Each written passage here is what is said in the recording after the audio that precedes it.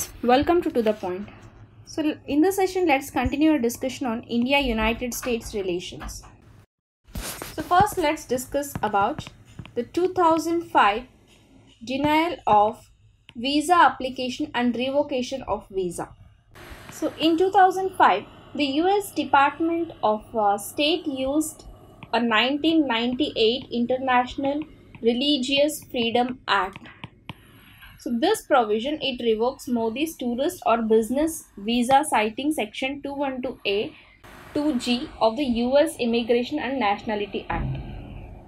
So this IRFA provision, it makes any foreign government official who was responsible for or directly carried out at any time particularly severe violations of religious freedom ineligible for a visa to the United States.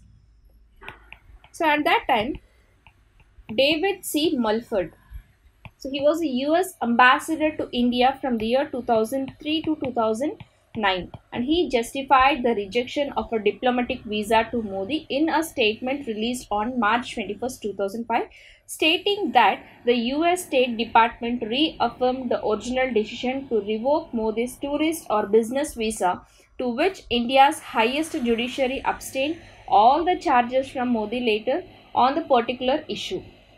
So this decision, it applies to Mr. Narendra Modi only, and it is based on the fact that as the head of the state government in Gujarat between February 2002 and May 2002, he was responsible for the performance of state institutions at that time, and the State Department's detailed views on this matter are included in its annual country reports on human rights practices and the International Religious Freedom Act. So both reports document the violence in Gujarat from Feb 2002 to May 2002 and cite the Indian National Human Rights Commission report, which states that there was a comprehensive failure on part of the state government to control the persistent violation of rights of life, liberty, equality and dignity of the people of the state.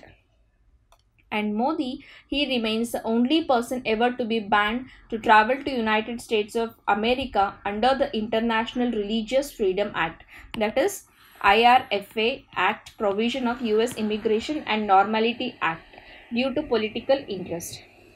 Robert Blackwell, former US ambassador to India, he opined that I think it was a serious mistake on the part of the last Bush administration to do that, deny Modi visa, and the current Obama administration to keep it in place all the way till 2014 Indian elections. So Blackwell highlighted the decision to deny Modi a visa as absolutely unique involving private political interests, saying that the people who made the decision thought it's pretty safe because he is never going to be Prime Minister, and Modi was found not guilty of the charges by India's judiciary.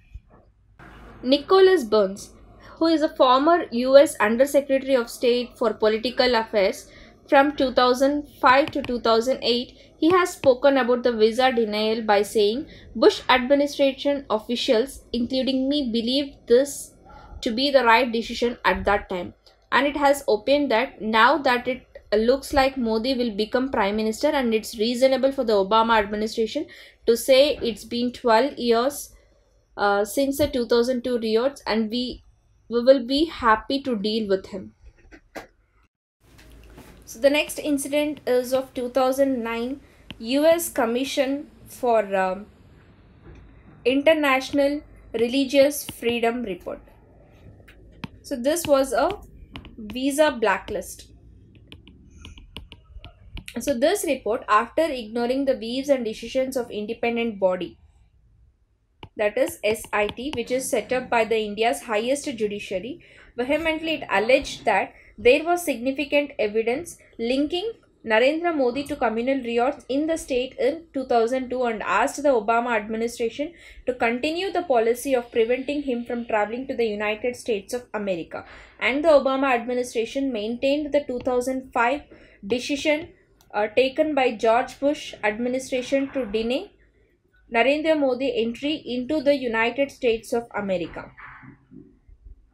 So the US government says that Modi can circumvent the United States Commission for International Religious Freedom sanctions regime by visiting Washington on the heads of the government called A1 visa as long he is a Prime Minister of India. And according to the US State Department spokesperson Jen Psaki, US law exempts foreign government officials including heads of the state and heads of the government from certain potential inadmissibility grounds. So the visa refusal came after some Indian American groups and the human rights organizations with political view campaigned against Modi, including the Coalition Against Genocide.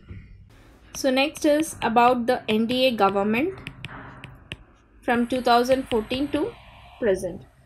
So India United States relations, it have improved significantly during the premiership of Narendra Modi since 2014. So at present, India and US share an extensive and expanding cultural, strategic, military and economic relationship, which is in the phase of implementing confidence building measures to overcome the legacy of trust deficit brought about by adversarial US foreign policies and multiple instances of technology denial, which have plagued the relationship over the several decades.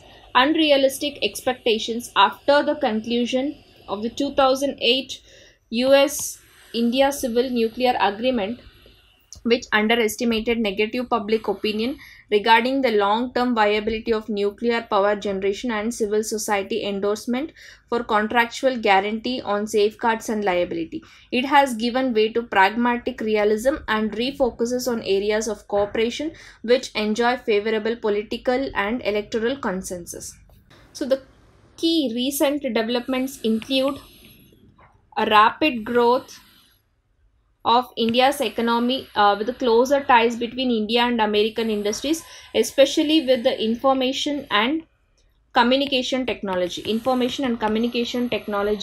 engineering and medical sectors, and the informal entity to manage an increasingly assertive China, robust cooperation on counter-terrorism, the deterioration of US-Pakistan relations, easing of export controls over dual use goods and technologies, which is about 99% of licenses applied for or now approved, and reversal of long-standing American opposition to India's strategic program.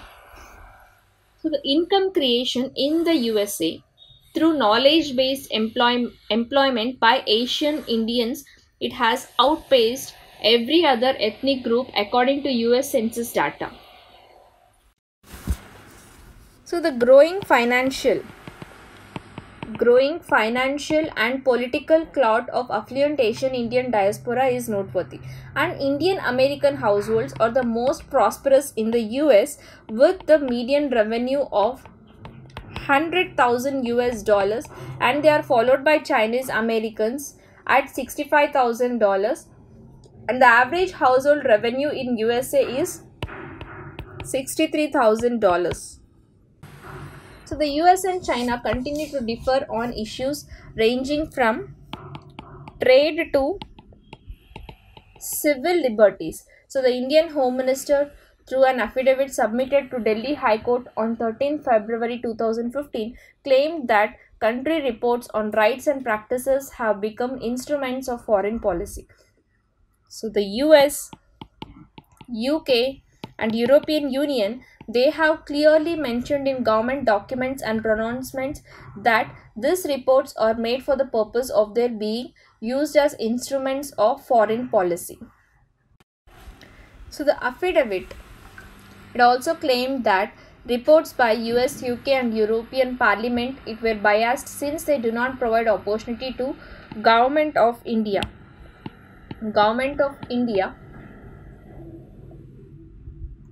or the local embassy or high commission to record their opinion, and they are heavily biased against the targeted country. So the 2014 State Department's annual trafficking in persons report appeared to classify the Devyani's incident as an example of human trafficking, stating an Indian consular officer at the New York consulate was indicated in December 2013 for visa fraud related to her alleged exploitation of an Indian domestic worker. So, in response, India has shown no urgency to allow visits to India by newly appointed US anti-human trafficking ambassador Susan P. Coppedge and the US Special Envoy for LGBT Rights Randy Berry. So, under Section 377 of the Indian Penal Code, homosexuality was illegal in India. An Indian ambassador to the US, Arun K. Singh, reiterated India's commitment to work with an international framework to tackle the problem of trafficking, but rejected any unilateral assessment by another country, saying we will never accept it, and downplayed the importance of the visit. So when you ask a US official when somebody will be given a visa, they always say we will access when visa is applied for, and I can do no better than to reiterate the US position. So in February 2016, Obama administration notified the US Congress that it intended to provide Pakistan an eight nuclear capable F-16 fighters and assorted military goods including 8 AN or APG-60H V9 airborne radars and 8 ALQ-211 V9 electronic warfare suits, despite strong reservations from US lawmakers regarding the transfer of any nuclear weapons capable platforms to Pakistan. And Shashi Tharoor, an elected representative from the Congress party in India, he questioned the substance of India-US ties. And I am very disappointed to hear this news. The truth is that continuing to escalate the quality of arms available to an irresponsible regime that has sent terrorists to India and in the name of anti-terrorism, it is cynicism of the highest order. The Indian government summoned the US ambassador to India to convey its disapproval regarding the sale of F-16 fighter jets to Pakistan.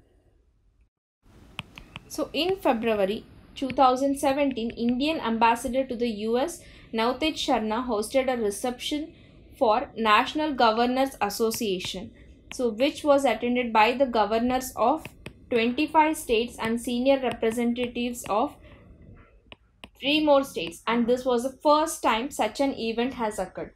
And explaining the reason for the gathering, Virginia Governor and NGA Chair Terry McAuliffe stated that India is America's greatest strategic partner. He further added, we clearly understand the strategic importance of India-US relations. So as we grow our 21st century economy, India has been so instrumental in helping us build our technology, medical professions, and we recognize a country that has been such a close strategic ally of the US. And that's why we, the governors, are here tonight. So this was said by McAuliffe. So he had visited India 15 times, and he also urged other governors to visit the country with trade delegations to take advantage of the opportunities. And apart from this, there were some threat sanctions against India. So in October 2018, India linked the historic agreement, which is worth of $5.43 billion with Russia to procure 4 S-400 Triumph surface to air missile defense system, and it is one of the most powerful missile defense system in the world, ignoring America's CAATSA Act. So the US treated India with the sanctions over India's decision to buy the S-400 missile defense system from Russia.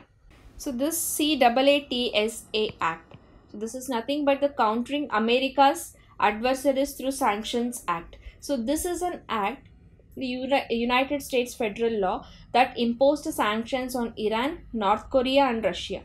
And this bill was passed by the Senate on July 27th, 2017 after it passed the House, and this bill was signed into an law in the month of August. So then the United States, it also threatened India with sanctions over India's decision to buy oil from Iran. And according to the president of the US-India Strategic Partnership Forum, Mukesh Aghi, sanctions would have a disastrous effect on US-India relations for decades to come. In India's eyes, the United States should once again be regarded as untrustworthy. So these were the threats of the sanctions against India. In the next session, let's discuss about the military relations between India and US. Thank you.